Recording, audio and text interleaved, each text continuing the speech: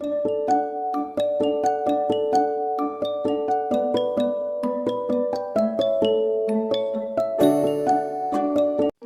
தி Lord. நாள் 249, September 6ற்கான வேத பகுதி எசேக்கியேல் 8ஆம் அதிகாரம் முதல் 11ஆம் அதிகாரம் வரை. அதிகாரம் 8. 6ஆம் வருஷத்து 6ஆம் மாதம் 5ஆம் தேதியிலே நான் என் வீட்டில் உட்கார்ந்திருக்கிற போதும், யூதாவின் மூப்பர்கள் எனக்கு முன்பாக உட்கார்ந்திருக்கிற போதும், கர்த்தராகிய ஆண்டவருடைய கரம் அங்கே என்மேல் அமர்ந்தது. அப்பொழுது இதோ அக்கினி சாயலாய் தோன்றுகிற ஒருவரை கண்டேன். அவருடைய இடுப்புக்கு கீழெல்லாம் அக்கினியும், அவருடைய இடுப்புக்கு மேலெல்லாம் சொகுசாவை போல் பிரகாசிக்கிற சாயலுமாயிருந்தது. கை போல் தோன்றினதை அவர் நீட்டி என் தலைமயிரை பிடித்து என்னை தூக்கினார். ஆவியானவர் என்னை பூமிக்கும் வானத்துக்கும் நடுவே கொண்டு போய் தேவ தரிசனத்திலே என்னை எருசலேமில் வடதிசைக்கு எதிரான உள்வாசலின் நடையிலே விட்டார். அங்கே எரிச்சல் உண்டாக்குகிற விக்கிரகத்தின் ஸ்தானம் இருந்தது. இதோ நான் பள்ளத்தாக்கிலே கண்டிருந்த தரிசனத்துக்கு சரியாக இஸ்ரவேலின் தேவனுடைய மகிமை அங்கே விளங்கினது. அவர் என்னை பார்த்து, மனுபுத்திரனே, உன் கண்களை ஏறெடுத்து வடக்கே பார் என்றார். அப்பொழுது நான் என் கண்களை ஏறெடுத்து வடக்கே பார்த்தேன். இதோ பலிபீடத்தின் வாசலுக்கு வடக்கே பார்த்தேன். நடையிலே எரிச்சல் உண்டாக்குகிற அந்த விக்கிரகம் இருந்தது. அவர் என்னை நோக்கி, மனுபுத்திரனே, அவர்கள் செய்கிறதை காண்கிறாயா? என் பரிசுத்த ஸ்தலத்தை விட்டு என்னை தூரமாய் போக பண்ணும்படியான இஸ்ரவேல் வம்சத்தார் இங்கே செய்கிற மிகுந்த அருவருப்புகளை காண்கிறாய் அல்லவா? இதிலும் அதிக அருவருப்புகளை இன்னமும் காண்பாய் என்று சொல்லி என்னை பிரகாரத்தின் வாசலுக்கு கொண்டு போனார். அப்பொழுது இதோ சுவரில் ஒரு துவாரத்தை கண்டேன். அவர் என்னை நோக்கி, மனுபுத்திரனே, நீ சுவரிலே துவாரமிடு என்றார். நான் சுவரிலே துவாரமிட்ட போது இதோ ஒரு வாசல் இருந்தது. அவர் என்னை பார்த்து, நீ உள்ளே போய் அவர்கள் இங்கே செய்கிற கொடிய அருவருப்புகளை பார் என்றார். நான் உள்ளே போய் பார்த்தபோது இதோ சகலவித ஊரும் பிராணிகளும் அருவருப்பான மிருகங்களுமாகிய இவைகளின் சுரூபங்களும் இஸ்ரவேல் வம்சத்தாருடைய நரகலான சகல விக்கிரகங்களும் சுவரில் சுற்றிலும் சித்திரம் தீட்டப்பட்டிருந்தன. இஸ்ரவேல் வம்சத்தாரின் மூப்பரில் 70 பேரும் அவர்களின் நடுவிலே சாப்பானுடைய குமாரனாகிய எசனியாவும் அவனவன் தன் தன் கையிலே தன் தன் தூப கலசத்தை பிடித்து கொண்டு அவைகளுக்கு முன்பாக நின்றார்கள். தூப வர்க்கத்தினால் மிகுந்த புகை எழும்பிற்று. அப்பொழுது அவர் என்னை நோக்கி, மனுபுத்திரனே, இஸ்ரவேல் வம்சத்தாரின் மூப்பர்கள் அந்தகாரத்திலே அவரவர் தங்கள் விக்கிரகங்களின் சித்திர வினோத அறைகளில் செய்கிறதை நீ கண்டாயா? கர்த்தர் எங்களை பார்க்கிறதில்லை, கர்த்தர் தேசத்தை கைவிட்டார் என்று சொல்லுகிறார்களே என்றார். பின்னும் அவர்கள் செய்கிற அதிக அருவருப்புகளை இன்னமும் காண்பாய் என்று அவர் என்னுடனே சொல்லி என்னை கர்த்தருடைய ஆலயத்து வடக்கு வாசலின் நடையிலே கொண்டு போனார். இதோ அங்கே தம்மூசுக்காக அழுது கொண்டிருக்கிற ஸ்திரீகள் உட்கார்ந்திருந்தார்கள். அப்பொழுது அவர், மனுபுத்திரனே, இதை கண்டாயா? இதிலும் அதிக அருவருப்புகளை இன்னமும் காண்பாய் என்று என்னுடனே சொல்லி என்னை கர்த்தருடைய ஆலயத்தின் உட்பிரகாரத்திலே கொண்டு போனார். இதோ கர்த்தருடைய ஆலயத்தின் வாசல் நடையிலே மண்டபத்துக்கும் பலிபீடத்துக்கும் நடுவே ஏறக்குறைய 25 புருஷர் தங்கள் முதுகை கர்த்தருடைய ஆலயத்துக்கும் தங்கள் முகத்தை கீழ்த்திசைக்கும் நேராக திருப்பினவர்களாய் கிழக்கே இருக்கும் சூரியனை நமஸ்கரித்தார்கள். அப்பொழுது அவர் என்னை நோக்கி, மனுபுத்திரனே, இதை கண்டாயா? இங்கே யூதா வம்சத்தார் செய்கிற அருவருப்புகள் அற்பமான காரியமா? அவர்கள் தேசத்தை கொடுமையினால் நிரப்பி என்னை அடிக்கடி கோபமூட்டுகிறார்கள். இதோ அவர்கள் திராட்சை கிளையை தங்கள் நாசிக்கு நேராக பிடிக்கிறார்கள். ஆகையால் நானும் உக்கிரத்தோட காரியத்தை நடத்துவேன். என் கண் தப்ப விடுவதில்லை, நான் இறங்குவதில்லை. அவர்கள் மகா சத்தமாய் என் செவிகள் கேட்க கூப்பிட்டாலும் அவர்களுக்கு நான் செவி கொடுப்பதில்லை என்றார். அதிகாரம் 9.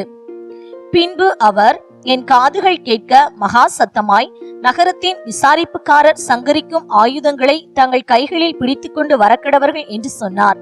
அப்பொழுது இதோ 6 புருஷர் வெட்டுகிற ஆயுதங்களை தங்கள் கைகளில் பிடித்துக் கொண்டு வடக்கே பார்த்த உயர்ந்த வாசலின் வழியில் இருந்து வந்தார்கள். அவர்களில் சணல் நூல் அங்கி தரித்து தன் அறையில் கணக்கனுடைய மைக்கூட்டை வைத்திருக்கிற ஒருவன் இருந்தான். அவர்கள் உள்ளே பிரவேசித்து வெண்கல பலிபீட தண்டையிலே நின்றார்கள். அப்பொழுது இஸ்ரவேலின் தேவனுடைய மகிமை கேருபின் மேலிருந்தெழும்பி ஆலயத்தின் வாசற்படியிலே வந்து சணல் நூல் அங்கி தரித்து தன் அறையிலே கணக்கனுடைய மைக்கூட்டை வைத்திருக்கிற புருஷனை கூப்பிட்டு, கர்த்தர் அவனை நோக்கி, நீ எருசலேம் நகரம் எங்கும் உருவப் போய் அதற்குள்ளே செய்யப்படுகிற சகல அருவருப்புகளின் நிமித்தமும் பெருமூச்சு விட்டழுகிற மனுஷரின் நெற்றிகளில் அடையாளம் போடு என்றார். பின்பு அவர் என் காதுகள் கேட்க மற்றவர்களை நோக்கி, நீங்கள் இவன் பின்னாலே நகரமெங்கும் உருவப் போய் வெட்டுங்கள். உங்கள் கண் தப்ப விடாமலும் நீங்கள் இறங்காமலும் முதியோரையும் வாலிபரையும் கன்னிகைகளையும் குழந்தைகளையும் ஸ்திரீகளையும் சங்கரித்து கொன்று போடுங்கள். அடையாளம் போடப்பட்டிருக்கிற ஒருவனையும் கிட்டாதிருங்கள். என் பரிசுத்த ஸ்தலத்திலே துவக்குங்கள் என்று என் காதுகள் கேட்க சொன்னார். அப்பொழுது அவர்கள் ஆலயத்துக்கு முன்னே இருந்த மூப்பரிடத்தில் துவக்கம் பண்ணினார்கள். அவர் அவர்களை நோக்கி, நீங்கள் ஆலயத்தை தீட்டுப்படுத்தி பிரகாரங்களை கொலையுண்டவர்களாலே நிரப்பி புறப்பட்டு போங்கள் என்றார். அவர்கள் நகரத்தில் போய் வெட்டினார்கள். அவர்கள் வெட்டி கொண்டு போகையில் நான் மாத்திரம் தனித்து முகங்குப்புற விழுந்து, ஆ கர்த்தராகிய ஆண்டவரே, தேவரீர் எருசலேமின் மேல் உமது உக்கிரத்தை ஊற்றுகையில் இஸ்ரவேலின் மீதியானவர்களை எல்லாம் அழிப்பீரோ என்று முறையிட்டேன். அதற்கு அவர், இஸ்ரவேலும் யூதாவும் ஆகிய வம்சத்தாரின் அக்கிரமம் மிகவும் பெரிது. தேசம் இரத்தப்பழிகளால் நிறைந்திருக்கிறது. நகரமும் மாறுபாட்டினால் நிரப்பப்பட்டிருக்கிறது. கர்த்தர் தேசத்தை கைவிட்டார், கர்த்தர் பார்க்க மாட்டார் என்று சொல்லுகிறார்கள். ஆகையால் என் கண் தப்ப விடுவதும் இல்லை, நான் இரக்கம் செய்வதும் இல்லை. அவர்களுடைய வழியின் பலனை அவர்கள் சிரசின் மேல் இறங்க பண்ணுவேன் என்றார். இதோ சணல் நூல் அங்கி தரித்து தன் அறையில் மைக்கூட்டை வைத்திருக்கிற புருஷன் வந்து, நீர் எனக்கு கட்டளையிட்டபடியே செய்தேன் என்று காரியத்தை தெரிவித்தான். அதிகாரம் 10. இதோ கேருபீன்களுடைய தலைக்கு மேல் இருந்த மண்டலத்தில் இந்திர நீல ரத்தினம் போன்ற சிங்காசன சாயலான ஒரு தோற்றத்தை கண்டேன். அது அவைகளுக்கு மேல் காணப்பட்டது. அவர் சணல் நூல் அங்கி தரித்திருந்த புருஷனை நோக்கி, நீ கேருபீனின் கீழ் இருக்கிற சக்கரங்களுக்கு நடுவிலே பிரவேசித்து கேருபீன்களின் நடுவே இருக்கிற அக்கினி தழலில் உன் கை நிறைய எடுத்து அதை நகரத்தின் மேல் இறை என்றார். அப்படியே அவன் என் கண் காண உள்ளே பிரவேசித்தான். அந்த புருஷன் உள்ளே பிரவேசிக்கையில் கேருபீன்கள் ஆலயத்தின் வலது புறத்தில் நின்றன. ஒரு மேகம் உட்பிரகாரத்தை நிரப்பிற்று. கர்த்தருடைய மகிமை கேருபீனின் மேலிருந்து எழும்பி ஆலயத்தின் வாசற்படியிலே வந்தது. ஆலயம் மேகத்தினாலே நிறைந்திருந்தது. பிரகாரமும் கர்த்தருடைய மகிமையின் பிரகாசத்தினால் நிரம்பிற்று. கேருபீன்களுடைய சிட்டைகளின் இரைச்சல் சர்வத்துக்கும் வல்ல தேவன் பேசுகையில் உண்டாகும் சத்தம் போல வெளிப்பிரகாரம் மட்டும் கேட்கப்பட்டது. அவர் சணல் நூல் அங்கி தரித்திருந்த புருஷனை நோக்கி, நீ கேருபீன்களுக்குள் சக்கரங்களின் நடுவிலிருந்து அக்கினியை எடு என்று கட்டளையிட்ட உடனே அவன் உள்ளே பிரவேசித்து சக்கரங்கள் அண்டையிலே நின்றான். அப்பொழுது கேருபீன்களுக்குள்ளே ஒரு கேருபீன் தன் கையை கேருபீன்களின் நடுவில் இருக்கிற அக்கினியில் நீட்டி அதில் எடுத்து சணல் நூல் அங்கி தரித்திருந்த புருஷனுடைய கையில் கொடுத்தான். அவன் அதை வாங்கி கொண்டு வெளியே வந்தான்.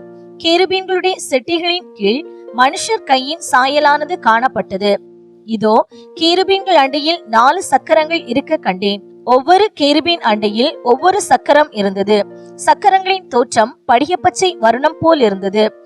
அவைகள் 4க்கும் ஒரே சாயலான ரூபம் இருந்தது. சக்கரங்களின் நடுவிலே சக்கரம் இருக்குமா போல் காணப்பட்டது. அவைகள் ஓடுகையில் தங்கள் 4 பக்கங்களிலும் ஓடும். ஓடுகையில் அவைகள் திரும்பினதில்லை. தலை நோக்கும் இடத்துக்கே அவைகள் அதன் பின்னாலே ஓடின. ஓடுகையில் அவைகள் திரும்பினதில்லை. அவைகளின் உடல் அனைத்தும், அவைகளின் முதுகுகளும், அவைகளின் கைகளும், அவைகளின் செட்டைகளும், அந்த சக்கரங்களும் சுற்றிலும் கண்களினாலே நிறைந்திருந்தன. அவைகள் 4க்கும் இருந்த சக்கரங்களும் அப்படியே இருந்தன. அந்த சக்கரங்களை பார்த்து, சக்கரமே என்று ஒருவன் கூப்பிடுகிற சத்தத்தை கேட்டேன். ஒவ்வொன்றுக்கும் 4 முகங்கள் இருந்தன. முதலாம் முகம் கேருபீன் முகமும், 2ஆம் முகம் மனுஷ முகமும், 3ஆம் முகம் சிங்க முகமும், 4ஆம் முகம் கழுகு முகமுமாய் இருந்தது. கேருபீன்கள் மேலே எழும்பின. இதுதான் நான் கேபார் நதியண்டையிலே கண்டிருந்த ஜீவன். கேருபீன்கள் செல்லுகையில் சக்கரங்கள் அவைகள் அருகே ஓடின. பூமியிலிருந்து எழும்ப கேருபீன்கள் தங்கள் சட்டைகளை விரித்த போது சக்கரங்களும் அவைகளை விட்டு விலகி போகவில்லை. அவைகள் நிற்கையில் இவைகளும் நின்றன. அவைகள் எழும்புகையில் இவைகளும் எழும்பின. ஜீவனுடைய ஆவி இவைகளில் இருந்தது. கர்த்தருடைய மகிமை ஆலயத்தின் வாசற்படியை விட்டு புறப்பட்டு கேருபீன்களின் மேல் நின்றது. அப்பொழுது கேருபீன்கள் தங்கள் சட்டைகளை விரித்து என் கண் காண பூமியை விட்டு எழும்பின. அவைகள் புறப்படுகையில் சக்கரங்களும் அவைகளுக்கு சரியாய் சென்றன.